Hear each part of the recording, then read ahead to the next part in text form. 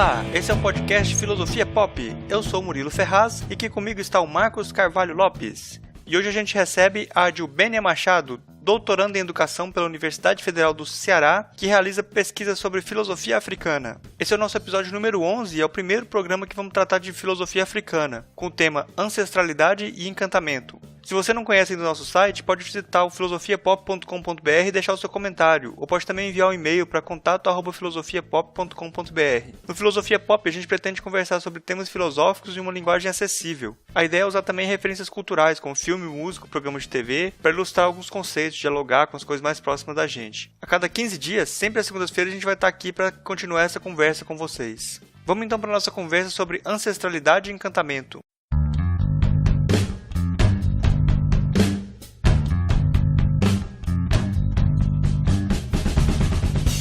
Hoje a gente está recebendo aqui no programa a Adilbênia Machado, que ela é mestre em educação e desenvolve pesquisas sobre ancestralidade africana na Universidade Federal da Bahia. Eu gostaria de pedir primeiro para você se apresentar aí para o pessoal que não te conhece, quem é você e com quem você trabalha hoje. Então, eu sou filósofo, né? Eu tenho uma graduação em filosofia pela Estadual do Ceará.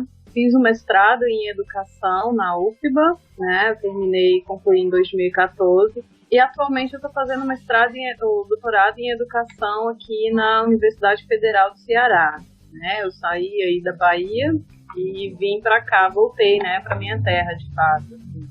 Mas continuo desenvolvendo trabalhos com as pessoas com quem eu trabalhava, especificamente o meu orientador, né, o meu ex-orientador, o Eduardo Oliveira, que foi quem, de fato, criou a filosofia da ancestralidade. E no mestrado, eu trabalhei com a filosofia africana por ensino de história e cultura africana e afro-brasileira, né, tendo a ancestralidade e o encantamento como os princípios formativos, princípios para a formação. No doutorado, eu estou dando uma certa continuidade, mas já com alguns outros olhares. A nossa conversa aqui de hoje vai ser sobre filosofia africana e ancestralidade. Eu gostaria de começar perguntando para a Adilbênia o que é a ancestralidade. O que é a ancestralidade, né? Eu até brinquei uma vez que quando Santo Agostinho ele fala sobre o tempo, né? E aí ele diz, não me pergunta o que é o tempo, eu sei, e quando me pergunta eu já não sei. Às vezes eu brinco um pouco, até mesmo com relação à ancestralidade. Falar de ancestralidade, para mim, era um pouco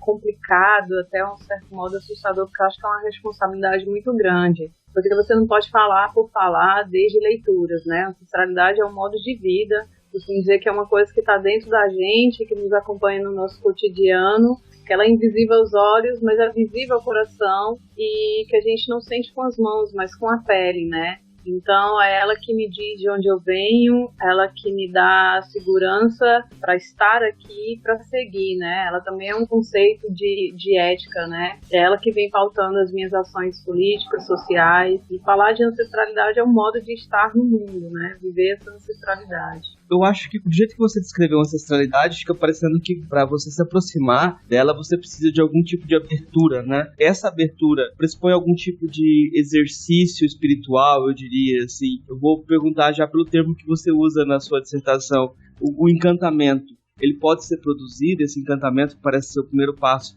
na minha interpretação para a ancestralidade? Na verdade, a gente sabe que, inicialmente, esse termo ancestralidade, ele era usado apenas nos terreiros, né, de religiões de matriz africana. Mas já no século XX, né, e principalmente agora, nesses últimos tempos, a ancestralidade saiu do campo, né, de dentro do terreiro para fora, né, para também agir fora dos terreiros, né. A gente costuma dizer que a ancestralidade é o conceito maior que vai explicar tudo aquilo que se refere às africanidades no Brasil. E, na verdade, para eu falar de uma ancestralidade, eu não teria que ter essa iniciação, né, como você falou. Seria uma iniciação espiritual, assim, né? Mas de ter uma abertura, eu comigo mesma, de reconhecer a minha origem. Quando eu reconheço a minha origem, vou buscar essa ancestralidade, eu reconheço uma ancestralidade africana, certo? E esse encantamento também não está dentro do campo religioso, mas no momento que eu reconheço essa ancestralidade, e essa ancestralidade é o que dá potência para as minhas ações, eu me encanto. E é esse encantamento que fará com que as minhas ações sejam pautadas por essa ancestralidade africana, por uma ética do cuidado de si e cuidado do outro, né? Então ela está um pouco, não seria uma iniciação, não está ligada ao campo espiritual, porque quando a gente se pensa na cultura africana, a gente não está separado, né, da nossa espiritualidade, assim, é tudo muito junto. Então eu cuido do meu corpo, eu estou cuidando do meu interior, né, eu estou cuidando daquele que está próximo a mim, né, então o corpo é sagrado e o outro não é um estranho a mim, então eu me cuido e eu cuido de tudo aquilo que está à minha volta. O encantar seria me responsabilizar socialmente pelo meu estar no mundo, e um estar que não é solo, né? Você sempre falando sobre as raízes africanas, sobre a ancestralidade africana, a pessoa que está ouvindo, em geral, não tem muito contato com a filosofia africana como em geral. Eu gostaria que você falasse brevemente sobre as principais correntes da filosofia africana, se você puder. Eu vou falar um pouquinho da minha história, porque eu acho que é bacana falar sobre Uhum. isso, assim, que durante todo a minha história escolar, eu não estudei sobre África, a não ser aquilo que a gente sempre vê, né? Que é uma África completamente inventada, mas uma invenção negativa, né? Do escravizado que veio para cá sem história. E a gente sabe que não é isso que acontece, né? Desde sempre eu costumo dizer que eu nem sei porque eu quis fazer filosofia, nunca havia estudado filosofia, mas queria muito fazer filosofia. E entrar no curso de filosofia foi interessante, mas ao mesmo tempo um pouco angustiante, porque lá também você não estuda sobre, pelo menos no curso que eu fiz aqui, eu terminei em 2006, 2007, eu nunca vi falar de uma filosofia latino-americana, uma filosofia africana, né? E mal a gente escuta falar de uma filosofia brasileira, e quando escuta falar de uma filosofia brasileira, é uma filosofia que na verdade é uma cópia, né? Não seria uma filosofia genuína, né? E aí eu comecei nessa minha questão, no momento que eu reconheci essa minha ancestralidade africana, eu decidi que eu tinha que pesquisar filosofia africana, né? Porque eu estaria falando de mim, eu estaria falando para o meu povo, eu estaria falando com o meu povo, e desde a minha história, né? Que também, por acaso, eu nasci no sertão aqui do Ceará, mas lá eu também não, na minha família não tinha vivências de africanidades, a não ser as vivências que eu fui reconhecendo depois, né? O modo de ser, a alimentação e diversas experiências, assim, que eu fui reconhecendo como africanas a partir do momento que eu fui conhecendo um pouco sobre isso, né? Eu não sabia de onde vinha, mas eu sabia que era do período inicial daqueles que formaram o Brasil, assim. E aí no curso de filosofia eu comecei a pesquisar filosofia africana. Foi um pouco difícil inicialmente, porque é muito complicado a gente encontrar material, né, de filosofia africana. E algumas pessoas até dizem que na minha dissertação eu faço um pouco de historiografia da filosofia africana. Mas eu acho que realmente foi necessário, a partir do momento que eu não tinha de fato, material que me falassem o que seria essa filosofia africana, me apontasse as suas correntes, e foi uma escolha minha, de fato, trabalhar com as correntes, porque eu acho que a gente precisa, né, ter digamos assim, um guarda-chuva, que seria o que é essa filosofia africana, as suas correntes, e depois escolher em que lugar você vai estar dentro daquelas correntes. A gente sabe que as correntes ainda estão em fase de desenvolvimento, até porque essa filosofia africana contemporânea que eu venho pesquisando, ela é muito recente, né? Ela vem da década de 40, mais especificamente do ano de 1945, com uma obra que é interessante até esse trabalho, que é a filosofia Banto, do Plácido de Tempels. Plácido de Tempels é, na verdade, um padre belga que estava no Congo e ele resolveu criar um material didático onde pudesse facilitar a colonização. E aí ele começou a pesquisar sobre esses povos. E aí ele escreveu esse livro chamado Filosofia Banto.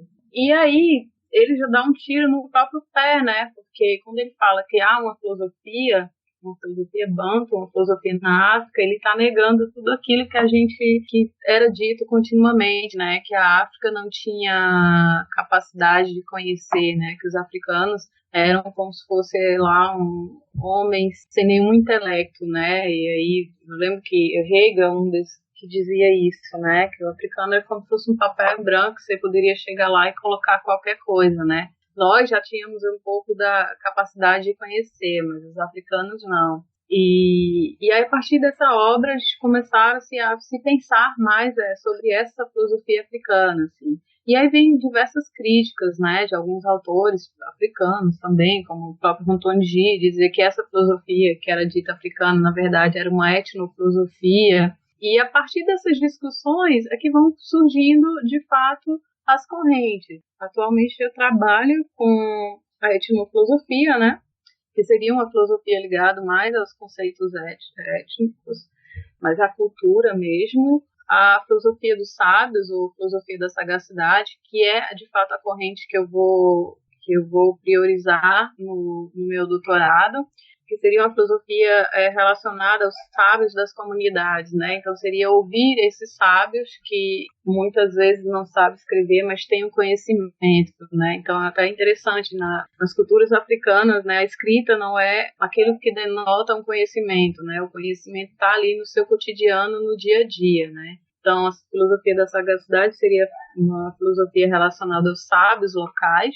Depois vem a filosofia política, que na verdade ela traz diversos nomes daqueles políticos que estavam envolvidos com as libertações de seus países, né? A gente sabe que na década de 60, 50, por aí, 70, muitos países africanos conseguiram a sua libertação. Então essa é uma corrente baseada muito nos políticos que atuavam na época, assim. Então era a política fazendo filosofia, né?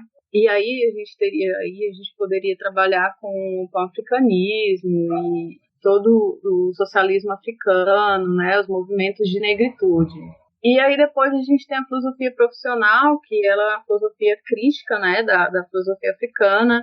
Ela rejeita que há um modo particular de filosofia, né? Então não poderia existir uma filosofia africana, uma filosofia brasileira, né? Que a filosofia ela seria universal. Nessa corrente já tem a relação da filosofia com a academia, né? Então eu vejo que é um pouco da defesa dos filósofos africanos que foram formados dentro de um pensamento eurocentrista, né? Então a filosofia seria essa filosofia eurocêntrica e que acabou se tornando, entre aspas, o centro, e ela que iria delinear todas as demais filosofias. E aí a gente ainda teria a filosofia literária, artística, que algumas pessoas criticam muito, né? Eu lembro que uma vez alguém olhou para mim e falou: mas o Soyinka não se diz um filósofo, mas a gente pode reconhecer o trabalho filosófico nos trabalhos dele, assim. Eu tive o prazer de ouvi-lo na última vez que ele veio ao Brasil, e eu fiquei impressionada com a leitura que ele fez do Brasil, e desde, por exemplo, Exu, foi muito interessante ali. Para mim é uma filosofia da ancestralidade o que ele fez aqui, né?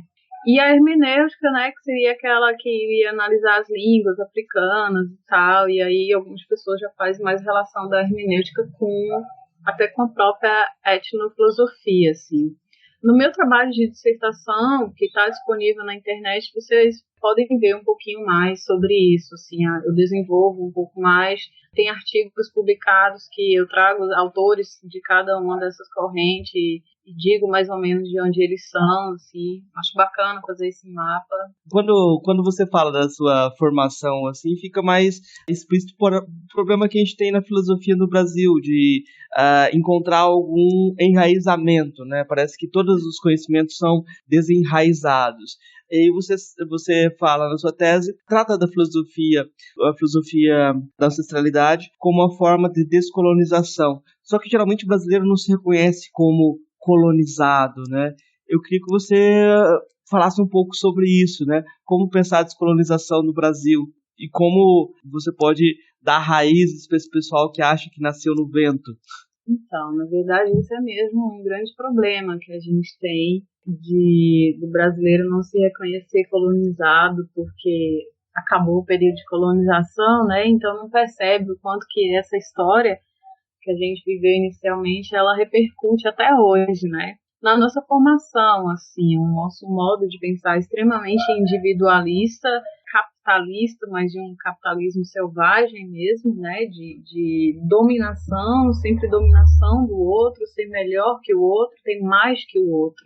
E aí a gente se pergunta o que seria ter esse mais, né? A gente sabe que a implementação da Lei 10.639, que aconteceu em 2003, a implementação não, né?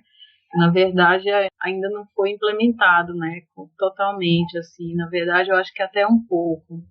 Mas com a Lei 10.639 do ano de 2003, onde torna obrigatório o ensino de história e cultura africana e afro-brasileira no ensino fundamental e médio, ao que eu faço uma crítica, porque eu acho que deve ser no ensino superior também, na educação infantil. Eu acho que, na verdade, a educação infantil e ensino superior são as bases, então é fundante que eles estejam lá. Quando a gente começa a estudar um pouco sobre essa história africana, sobre as culturas africanas, sobre a influência dessa história no nosso país, é que a gente vai percebendo esse nosso desconhecimento sobre a nossa própria colonização. E aí você está numa academia e você está estudando filosofia e você estuda uma série, que é a minha área, uma série de autores europeus que vivem num contexto histórico, num contexto geográfico, completamente diferente daquilo que nós vivemos, né, da nossa realidade. E a gente fica querendo trazer o pensamento dele para o nosso cotidiano, para explicar a nossa realidade, quando que a gente não faz isso, voltando para a nossa própria cultura, para a nossa própria história. E aí vem esse desconhecimento e um pouco dessa angústia, né? A gente vive nesse mundo atualmente muito angustiado, assim. Então, quando eu não reconheço que a cultura africana, uma cultura positivada e não negativizada como ela foi e como ela continua sendo, em grande maioria, em grande parte dos países, quando eu não reconheço essa cultura como uma cultura que foi a principal formadora do nosso país, não reconheço isso no meu cotidiano, naquilo que eu falo, naquilo que eu como, e no nosso modo de pensar, é muito complicado a gente se perceber no mundo onde nós somos responsáveis por esse mundo, né, pelo bem viver. E aí um bem viver não está ligado a ter apenas condições financeiras, mas a uma condição de vida digna. E aí isso envolve cultura, isso envolve o nosso cotidiano, né? Tudo aquilo que permite nós estarmos neste mundo. Então, para mim era muito angustiante essa questão de eu ler um autor europeu que nunca veio aqui, e a gente via muitas vezes meus professores não buscavam e não levavam para a gente, nem eu já cheguei a ouvir um professor dizer que não era importante conhecer sobre a história desse autor. Isso para mim é muito enlouquecedor, porque eu acho que a história da pessoa é que, de fato, faz com que ela tenha aquele pensamento que ela tenha, né? Com que ela produza e defenda aquilo que ela está defendendo. Então, assim, a gente vive num contexto onde eu não conheço a história do meu lugar, né? Do lugar onde eu vim, do lugar onde eu estou. E aí fica muito complicado a gente saber onde a gente vai, para onde a gente vai, né? Então, eu acredito que quando você conhece a sua história e você valoriza a sua história, e aí seria você se encanta com a sua história, você começa a enraizar o seu pensamento.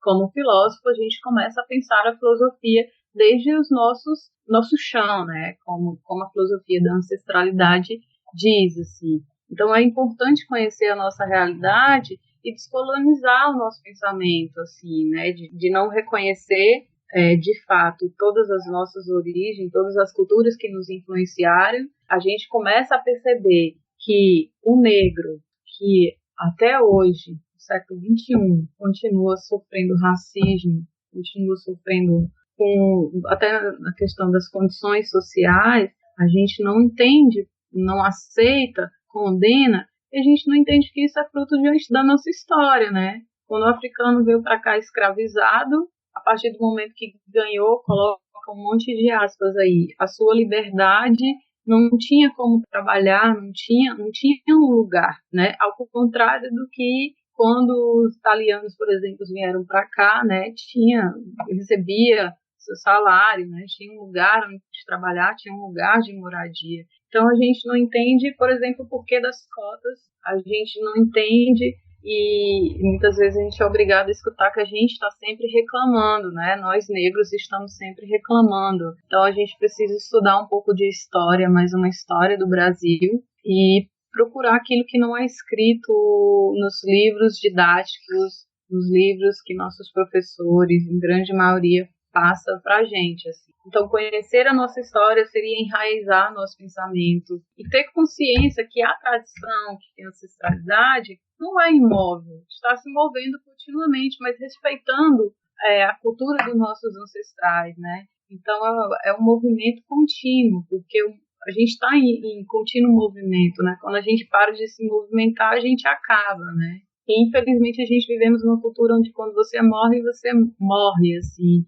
E na cultura africana até a questão da morte é completamente diferente, né? Seria um novo começo, um retorno. E aí eu até lembro de um conceito de força vital, né? Lá da filosofia Banto, que na verdade eu acredito que esse conceito da filosofia vital, da força vital, ele foi fundante para o pensamento até da ancestralidade. A gente vê muito, Muniz Sodré fala muito sobre a força vital, assim, quando a gente tem essa força, esse respeito dentro da gente, esse amor por nós mesmos, esse respeito pela nossa comunidade, a consciência que nós só somos porque vivemos em comunidade. Quando a gente morre, a gente transmite todas essas coisas boas para a nossa comunidade, né?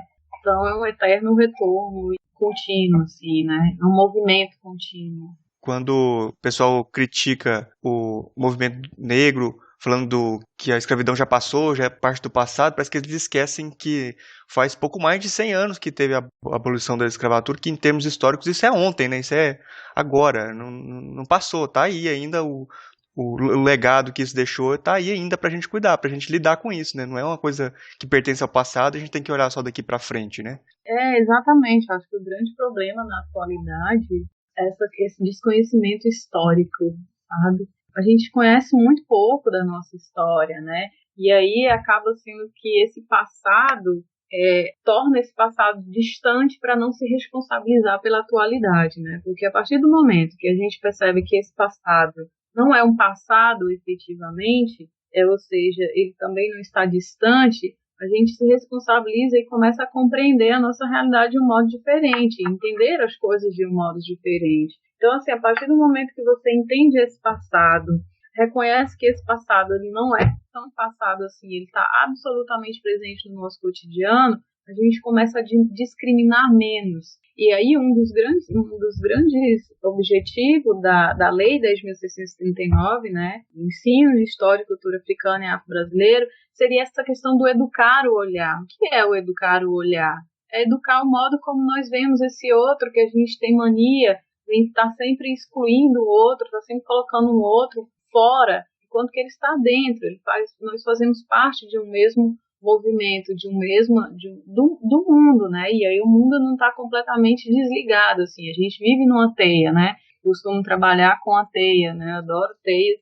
E eu realmente compreendo o mundo assim numa teia. A gente está numa teia, então a gente tem que ter essa preocupação. A partir do momento que você cuida do seu lugar, você está cuidando um pouquinho do mundo. Então, conhecer a história, conhecer os processos marcantes pelos quais passamos, nos leva a entender a crise atual que nós vivemos na economia, que nós vivemos na política, e é importante que a gente conhecesse um pouco mais sobre a história do Brasil, e se a gente colocasse um pouco da história do Brasil comparando com outra história, a gente iria entender até mesmo essa questão econômica que a gente está vivendo agora, né? A gente sabe que nós não somos o único país que está em crise, mas a mídia cotidianamente está massacrando com essa questão de crise, como se só nós estivéssemos aqui, como se a gente estivesse indo para um buraco sem fundo, e aí entra a questão política, e aí a gente se perde completamente nisso, porque a gente não tem efetivamente uma memória histórica, uma memória que é presente, tem que ser presente, né? Eu acho interessante nessa questão do resgate histórico, que a perspectiva da ancestralidade busca essa história também na primeira pessoa. Não se trata da história distante, mas você resgatar também sua própria história familiar e recontextualizar-se a ponto de não pensar-se mais como sujeito isolado, um eu sozinho. Quando o Dibena fala de teia, eu acho que essa noção de sujeito que ela traz é uma noção de sujeito que tem um potencial transformador muito grande, né? Mas a questão assim, que eu queria fazer para ela, que eu acho que é uma questão que qualquer educador faria, é como que ela pensa, assim, se ela chega numa sala de aula e ela pensa em uma atividade, alguma prática, para que pudesse produzir algum efeito transformador, assim, se ela tem alguma ideia de uma prática que possa servir para isso, assim. É só uma provocação para ver se surge alguma ideia para alguém replicar e depois falar pra gente se deu certo ou não. Então, eu posso falar da minha experiência, assim, o componente curricular de História e Cultura Africana e Afro-Brasileira do curso de Pedagogia da UFBA, ele só foi criado em 2010. Para você ver, né? UFBA, a gente acha, quando vai para a Bahia, lá a gente consegue estudar tudo que quer sobre africanidades. E o curso de educação, é uma crítica que eu faço no meu trabalho, o curso de educação é completamente excludente, né? Porque a gente não tem no programa de pós-graduação nada relacionado à africanidade. Quando fala um pouco, vai na questão do corpo, mas trazendo capoeira e um pouco distante dessas questões, né, de ancestralidade e encantamento. Eu acho que agora vai melhorar um pouquinho, né, porque temos algumas pessoas lá, mas o curso a disciplina, né, eu não gosto de falar disciplina, o componente curricular de História e Cultura Africana e Afro-Brasileira, ele foi criado em 2010 pelo meu grupo de pesquisa, né, juntamente com o Eduardo Oliveira. Todo ano, ele era ofertado uma vez por ano, era muito difícil a gente colocar esse componente, assim, porque sempre dava problema nas matrículas, aparecia na grade, né, que eles chamam, e depois desaparecia. A gente sabe, né, o famoso racismo institucional, assim. Mas eu trago essa disciplina porque eu acompanhei desde a sua criação, né, desde a construção da sua ementa. Eu morei em Salvador 5 anos, então durante 4 anos em que ela foi ofertada, eu estive em sala de aula acompanhando, participando, e foi onde eu fiz o meu estágio docente. Mas lá a gente tinha eu vou falar da última vez que eu participei, que foi em 2013.2, que foi marcante, até porque eu estive mais à frente, tendo em vista que eu fiz o estágio docente, né, nesse período. A gente tinha uma atitude de sempre ouvir o nosso educando, né, porque a gente realmente acredita que a gente só pode educar à medida que a gente se educa e a gente sensibiliza o nosso olhar e a nossa escuta, né. Eu acho que a ancestralidade, ela traz para a gente esse ouvir de fato o outro, esse enxergar de fato o outro. Não é só ver, não é só ouvir por ouvir, mas era um ouvir e sentir. Então a gente costumava sempre, nos primeiros dias de aula, ouvir um pouco de cada estudante, de cada educando, quais eram os seus desejos, os seus anseios, falasse um pouco da realidade, abrir para que ele falasse sobre o que quisesse, né? Então a história do educando era importante e muitas vezes era a história do educando que delineava todo o percurso do componente, né, durante o semestre, assim. A gente também trabalhava muito com o corpo, no sentido desse corpo ser mesmo o tradutor do nosso conhecimento, do conhecimento que a gente adquire. Então a gente levava música, a gente levava danças, e eu lembro que no último semestre a gente teve um estudante do Brasil, ele contou muito da história dele, e assim, o nome Brasil foi o nome que ele se deu, né? Ele tem uma história de vida bem, assim, densa, né? Ele foi adotado, ele era negro, ele se descobriu gay, ele deixou um curso de medicina para fazer um outro curso, né? Bacharelado interdisciplinar, coisa assim, e ele foi dizendo que isso foi acontecendo a partir do momento que ele foi se reconhecendo e conhecendo um pouco dessa ancestralidade dele. Então ele trazia relatos muito interessantes no decorrer do componente curricular, ele até se perceber no mundo de um modo diferente e perceber a vivência dele dentro dos contextos das africanidades. Aí ele se percebe, apesar de ele se reconhecer negro, ele se percebe mais negro. E ele se encanta muito mais com isso, e ele perceber que quando ele estava ouvindo um pouco de uma história africana diferente daquilo que se ouviu sempre, da possibilidade de estudar uma filosofia africana, da possibilidade de levar o conteúdo das africanidades para todas as disciplinas, para todas as temáticas, ele se percebeu até como um estudante diferente, assim, caramba, agora eu sei que eu posso estudar aquilo que eu realmente quero, porque a gente não é permitido isso, né? É sempre muito difícil você pesquisar as africanidades. Eu ouvi no meu curso o professor dizer que eu deveria fazer uma pedagogia africana e não filosofia, porque filosofia era outra coisa. Eu vi um estudante, né, contemporâneo que entrou no mestrado comigo me perguntar por que eu não ia para o curso de filosofia, já que eu fazia filosofia africana, ou então por que eu não ia para o curso de história, já que eu estava falando de história e cultura africana e afro-brasileira. E eu me perguntar ali o que é educação, não estou mais entendendo o que é educação. Mas voltando à sua pergunta, e essa questão de como que a gente pode ir para a sala de aula e transformar, desde as minhas experiências poucas em sala de aula, acho muito essa escuta, esse tentar compreender um pouco do contexto daquela sala de aula, que tem uma diversidade enorme, né, de história, até da origem social, assim, a partir disso aí, construindo a sua teia durante aquele semestre, assim, sair um pouco do currículo, entender que o currículo, ele é móvel, né, ele não é estático, e é possível que a gente trabalhe com todos os temas que a gente tem que trabalhar, obrigado a trabalhar, levando música, levando contos. A gente sabe que na cultura africana os contos, os mitos, eles trazem muito conhecimento, né? Então eu faço muito isso, de levar contos e a partir do contos ir trabalhando. Atualmente eu estou trabalhando com máscaras africanas, então dá para você trabalhar a questão da filosofia. Por exemplo, eu estou focando nas máscaras Geladés, Dogons, e dá para trabalhar a história, dá para trabalhar a filosofia, dá para trabalhar a questão da estética e até uma literatura, né? Porque você pode também contar uma história a partir dali, assim. Então, eu acho que o professor pode levar para a sala de aula a sua história também, porque o professor também existe em sala de aula, também tem história, e ele também está aprendendo, e ouvir a história do seu educando e, a partir daí, construindo as suas teias formativas no decorrer do ano, do semestre. Não sei se eu respondi aí. Respondeu. Sempre quando você faz sua autobiografia também, você está respondendo. Eu acho que concordo totalmente com isso. A gente só faz autobiografia o tempo todo e tenta se conectar.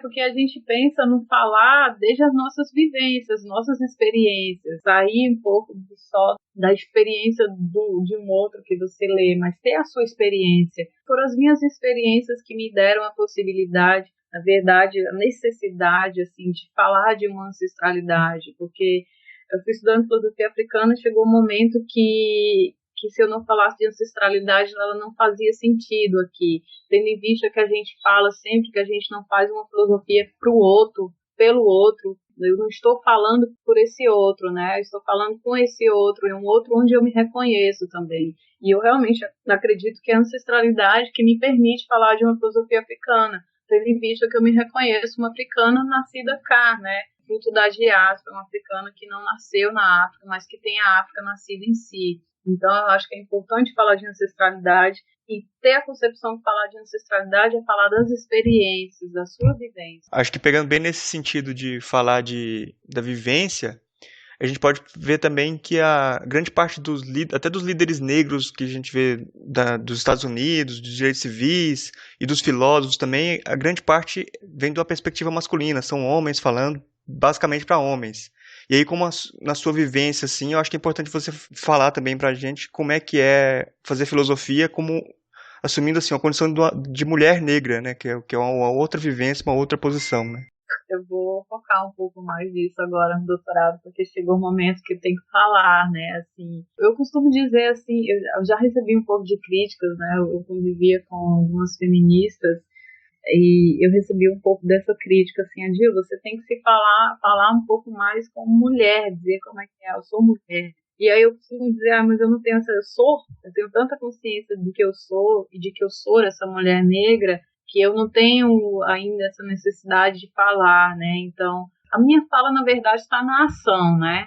Eu não preciso pedir licença ao mundo masculino para fazer filosofia, para criar uma filosofia, para pensar a filosofia e para me refletir nesse mundo. Então, eu acho que a minha ação em si já é uma escala. Mas é importante, assim, porque a gente vê a quantidade de filósofos homens na filosofia, seja ocidental, que seja oriental, que seja africana ou brasileira, é bem superior a quantidade de mulheres. E aí aí você já volta para aquela questão que você colocou, né, a colonização, né? Então a gente tem que se descolonizar para se permitir fazer isso. Eu não sei, às vezes é complicado, assim. Aí olha para você e diz, mas você é uma menina, Aí, enfim, tem tudo isso, assim. E uma série de outras questões, de assédio, coisas são desagradáveis, assim, eu já passei por isso. É complicado, então, digamos que a minha ação, a minha fala,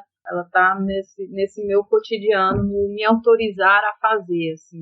E reconhecer que algumas pessoas tiram um pouco da credibilidade do seu trabalho por você ser uma mulher, assim, né? E aí vem uma série de questões que eu nem gostaria de entrar aqui. Eu vou fortalecendo o meu trabalho a partir do momento que eu vou desenvolvendo, a partir do momento que eu vou vivenciando também e percebendo até.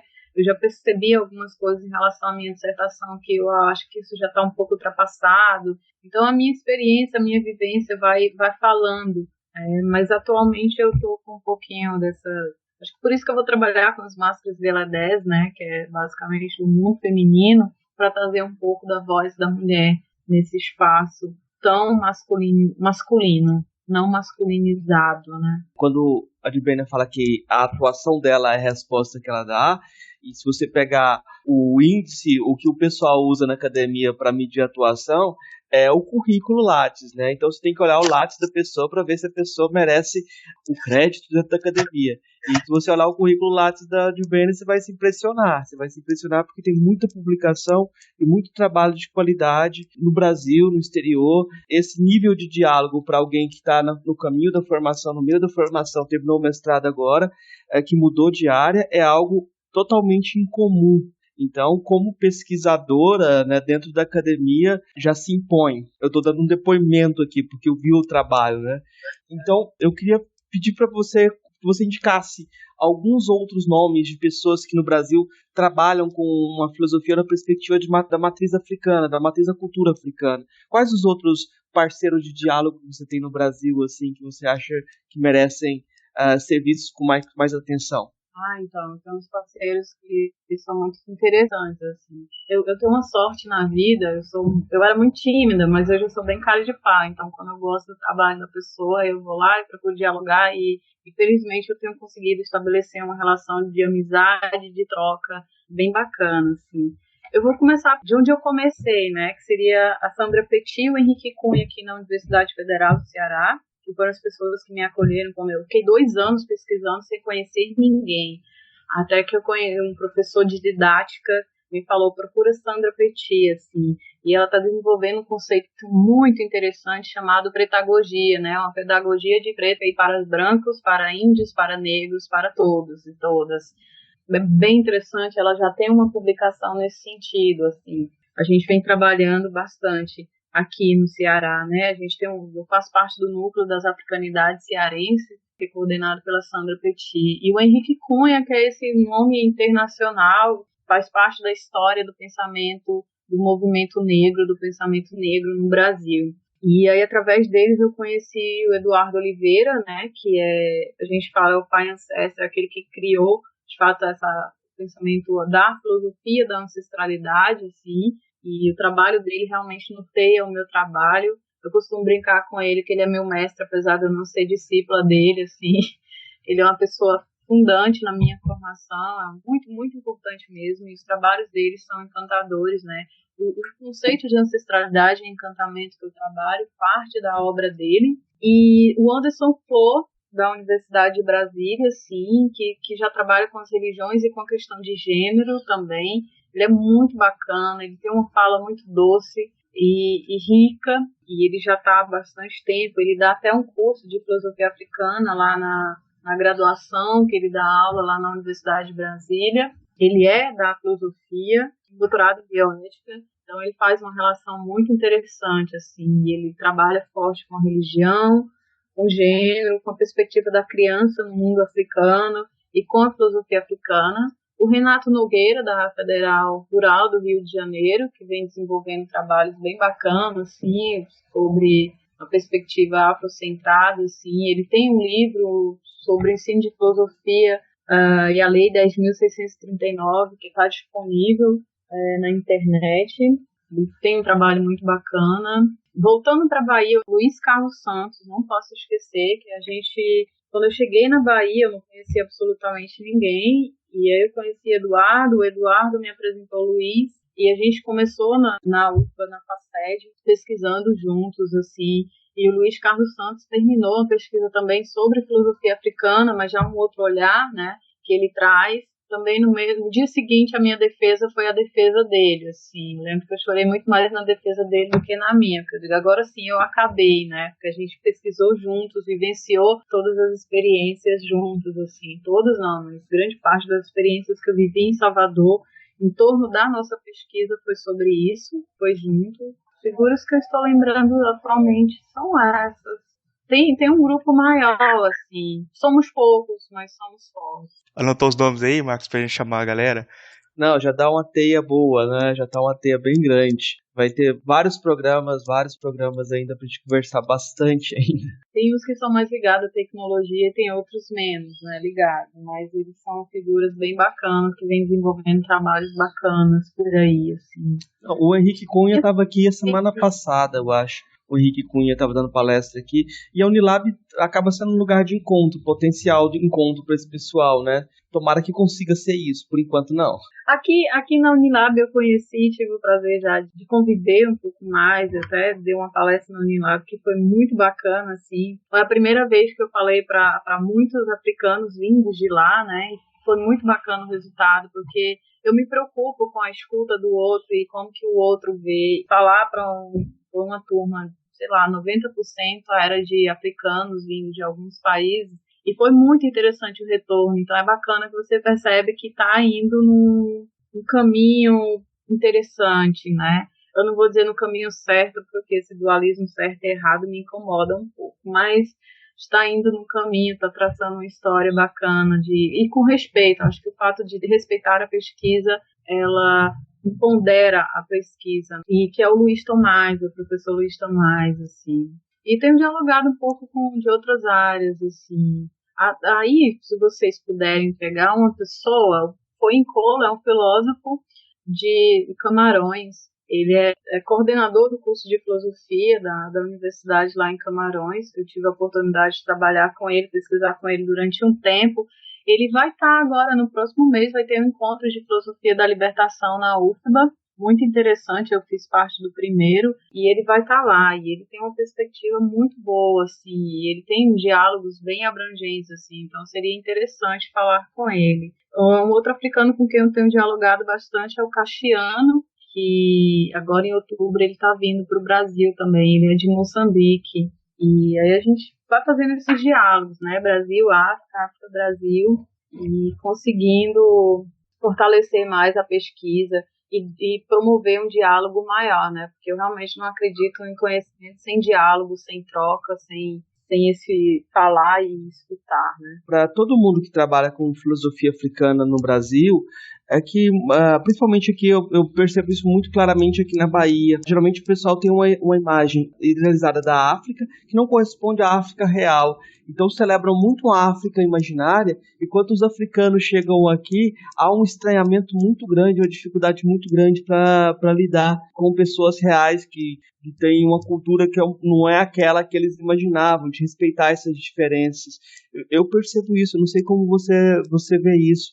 Essa diferença entre a África, que geralmente as pessoas imaginam ou cantam às vezes no axé, e a África pensada de forma mais, não sei se a palavra séria é correta, mas de forma mais consistente. Muito interessante a sua observação. A gente tem até esse cuidado de dizer, né, que a gente tem uma África que foi reinventada no Brasil, né? Então a gente tem que ter um cuidado para não idealizar essa África da qual a gente tanto fala, né? Então até conhecer a história da África é fundamental para você estudar, fazer uma filosofia africana, né? Para justamente fugir desse idealismo, dessa África idealizada. Estabelecer o diálogo com os africanos é interessante nesse sentido, assim, porque você muda um pouco da concepção que você tem de alguns conceitos. Eu estive sábado passado com um escritor, ele tem alguns livros bem interessantes que falam da história dele, ele tem uma história de vida muito interessante, ele participou das guerras de libertação de Moçambique, de Angola, na verdade, foi Moçambique, enfim. E ele se autoexilou no Brasil, e ele vem construindo uma história bacana aqui no Ceará. Inclusive, ele até fundou a Academia de Letras Afro-Cearenses aqui, muito bacana. E ele leu a dissertação e pediu para conversar comigo. E aí uma das coisas que ele tocou foi o próprio conceito de ancestralidade, que ele fala que, na verdade, quando a gente fala dessa ancestralidade, a gente está falando do que ele chama de africanidades. E então ele queria entender um pouco, mas essa ancestralidade não é essa africanidade? Eu entendo o conceito de africanidade, a gente trabalha com essas africanidades, mas eu acho que a ancestralidade, essa africanidade que é para o africano, né, o que diz quem eles são, né, a gente fala que a ancestralidade é aquilo que liga toda essa cosmovisão africana no Brasil. Então eu compreendo que a cosmovisão africana em África é delineada por esse conceito de africanidade. E para a gente seria a ancestralidade, né? Então ele estava tentando entender um pouco, até ligando mesmo a ancestralidade a essa questão consanguínea, né? Que no Brasil, a ancestralidade ela não tem mais uma relação apenas familiar, né? Essa questão sanguínea mesmo, da origem familiar. Ela está para além disso. Por isso que eu falei que você sente, mas você não toca, né? Que você vivencia a ancestralidade, mas você não tem algo que você toca, assim, é um sentir mesmo, é um viver, é um vivenciar. E foi interessante, é o Manuel Casqueiro, ele tem um livro chamado Muzungu Kululu, Homem Branco Transparente. Ele conta a história dele porque ele é da África do Sul, o pai dele é da África do Sul, e ele é branco, ele tem a pele branca. Então, como que ele era invisibilizado no lugar onde ele nasceu, onde ele viveu, onde ele cresceu, assim. Então, a obra dele, o trabalho dele vem dizendo qual é a africanidade dele. Então, de fato, para a gente no Brasil estaria dizendo qual é a ancestralidade, que ancestralidade africana é essa, né? Porque a ancestralidade ela é sempre presente, né? Eu acho que a gente pode passar para as indicações aí, né? Tio Benny, você tem alguma coisa para indicar pra gente, é isso? De livros ou música, filmes sobre o tema? Então, eu tinha muitas coisas, eu tive dificuldade de selecionar. Mas eu acho que, não sei, o pessoal encontrando no meu trabalho, dá pra ir nas referências, assim. Mas eu marquei aqui os filmes brasileiro e não brasileiro. Eu vou começar por dois curtas cearenses, e não é porque cearense não, é porque são muito bons, assim. O primeiro, Pode Me Chamar de Nadir, é um curta de 2009, dirigido por Del Cardoso, que é a história de uma menina que ela tinha um cabelo bem cacheado, né, e ela queria esconder aquele cabelo. Então o encontro dela até com uma modelo negro faz com que ela se aceite como ela é. Então é muito interessante para se trabalhar em sala de aula, assim. Então é esse reencontro com quem ela é, né? A partir do momento que ela se reconhece, que ela descobre quem é, a vida dela muda, assim. Então é muito interessante. Tem um curta agora que eu não estou lembrando quem é o autor, faz o roteiro, mas que é Negro Lá, Negro Cá. Eu não tenho Facebook, mas eu sei que tá bombando aí no Facebook, ele já ganhou alguns prêmios. E é um pouco do olhar do africano quando ele vem pra cá, né? E aí tem aquela história, eu só vim descobrir que eu era africano aqui, porque lá as pessoas não olham pra mim e olham o africano, né? Só vim descobrir que eu era negro quando eu cheguei aqui, porque lá ninguém olha um negro, assim. Então, traz relatos bem interessantes, inclusive dos três, acho que são 3 personagens que conta a história dele. Eu conheço 2, né, o Andi e o Alfa, que eles contam, são estudantes da UFC, né? O Alfa já está terminando um mestrado, e é bem interessante para a gente compreender até um pouco sobre essa África que a gente realiza, assim, né. As Filhas do Vento, né, do Joelzito Araújo, eu acho bem bacana para a gente compreender um pouco também da história e ancestralidade. E tem um outro filme que ele é muito difícil, assim, eu até falei bastante nele, que eu trabalhei com ele em sala de aula, já vinha trabalhando um tempo, que é o Sexta-feira, eu falo dele na dissertação, que ele está baseado na história de Robson Josué, né, que na verdade é o olhar daquele africano que foi escravizado, e é muito interessante. Seriam essas as 4 indicações que eu tenho por enquanto. E livros, eu separei assim, 2 que eu realmente gosto muito, claro que tem muito mais, mas eu escolhi assim 2 que me tocam e que foram bem importantes no meu trabalho, na escrita, que é o Filosofia da Ancestralidade, de Eduardo Oliveira, que dele também tem Ancestralidade na Encruzilhada, que é muito bacana, que conta um pouco sobre, de fato, como que a ancestralidade saiu do campo apenas religioso para atuar no político, para ir para a educação, para ir para a filosofia.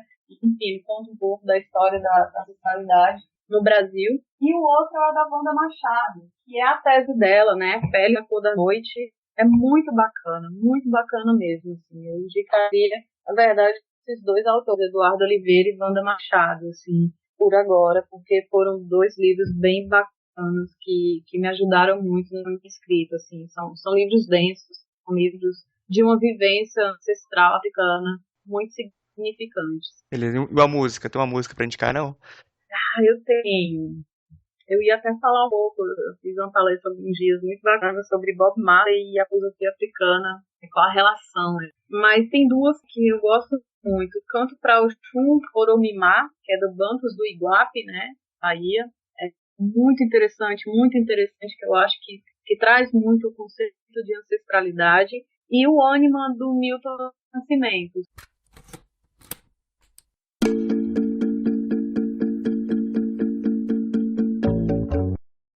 Duas músicas que me tocam bastante quando eu quero falar um pouco de ancestralidade de um modo mais...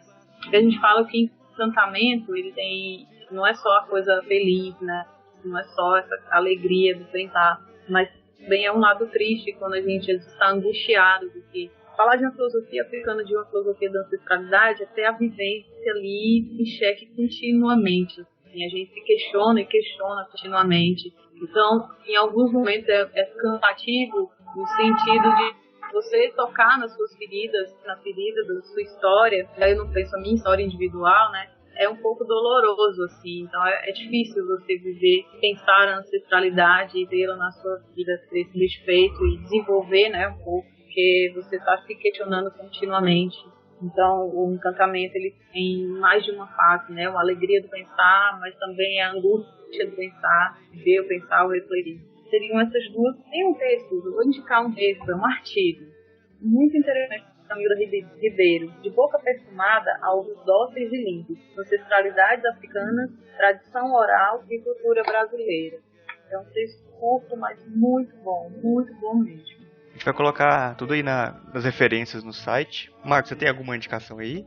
Não, antes de fazer a indicação, eu vou fazer o papel dos nossos ouvintes, comentadores. Você falou que a Adbenia falou que deu uma palestra sobre Bob Marley e a filosofia africana, algo assim. Eu tenho certeza que quando o pessoal começar a ouvir isso, eles vão cobrar da gente. Por que a gente não perguntou? Pra ela falar pelo menos um pouquinho disso. Um amigo tem um programa de rádio, ele é da filosofia também, e era aniversário da morte de Bob Marley. E aí eu fui fazer essa relação de Bob Marley com a filosofia africana pelo viés da ancestralidade, né? E aí, pra mim, é muito essa questão do Bob Marley, ele é um cara que ele realmente buscou a descolonização, né? Através da música, através das palavras, através da poesia dele, ele buscou essa descolonização, que eu falo descolonização do olhar, no sentido dessa descolonização política, social e do nosso pensar, do nosso modo de ver, né, o mundo.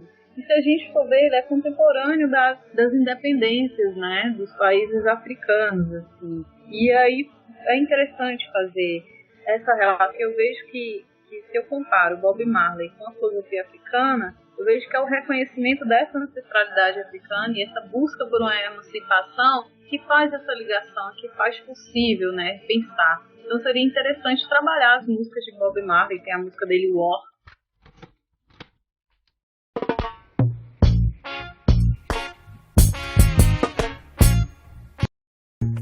que diz que enquanto houver essa diferenciação de pessoas por serem negros ou brancos, não haverá paz, né? Enquanto que essa filosofia de superioridade existir, nós não teremos de verdade um mundo em paz, né? Então, eu acho que o Bob tem tudo a ver com a filosofia africana por conta desse reconhecimento da ancestralidade africana dele, da negritude dele e desse encantamento, né? Então, o encantamento dele leva para a música e as músicas dele são viés que lutam, que buscam uma emancipação e não uma emancipação individual, né? Mas a liberdade dele só era possível se a liberdade dos irmãos dele existisse, né? E meu irmão é com todos os outros, todos os demais, sabendo que esse outro não é um diferente, um estranho a mim, mas um outro que me completa também, né? Inclusive meus muitos outros, né? Que, como dizia Clarice Lispector, eu sou eu e tantas outras. O trabalho é de uma emancipação psicológica, intelectual, política, muito bacana. Você dança, você mexe com o corpo, você mexe com tudo que tem dentro de você canta e você se liberta, né, dessa colonização aí que nos submeteram, nos submetem cotidianamente. Acho que a gente devia ter começado falando de Bob Marley.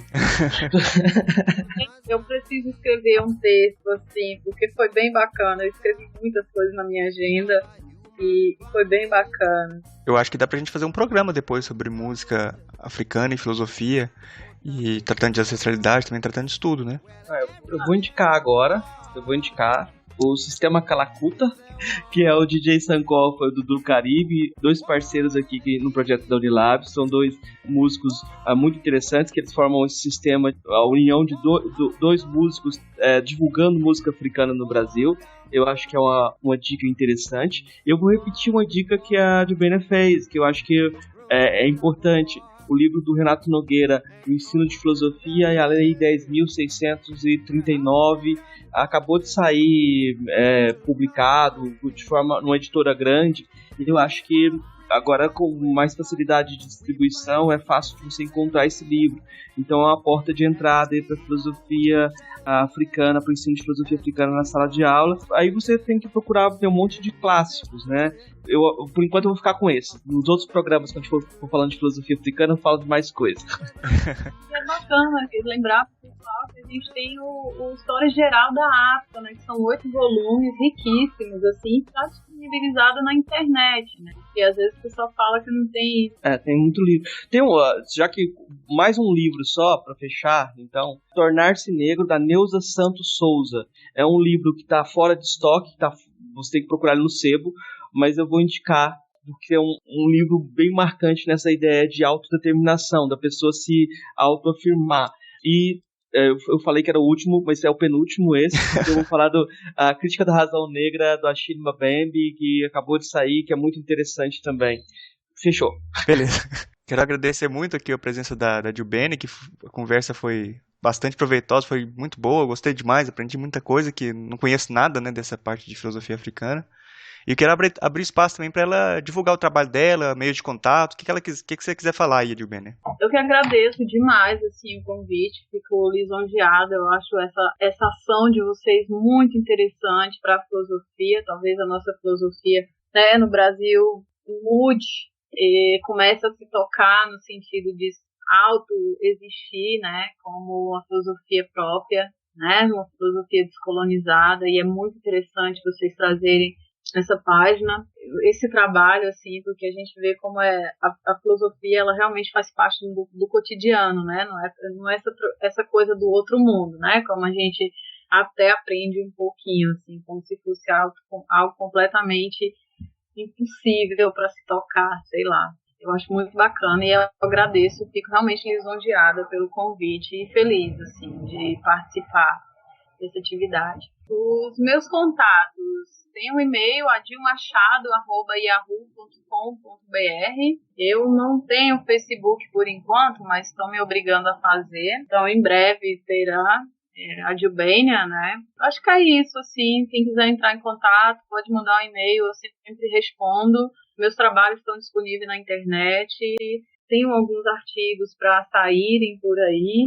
Não sei quando vai sair, mas tá para sair, assim. E é isso, continuo na pesquisa, continuo encantada. Agora, nesses próximos anos, vou procurar estabelecer um diálogo bem maior com a África.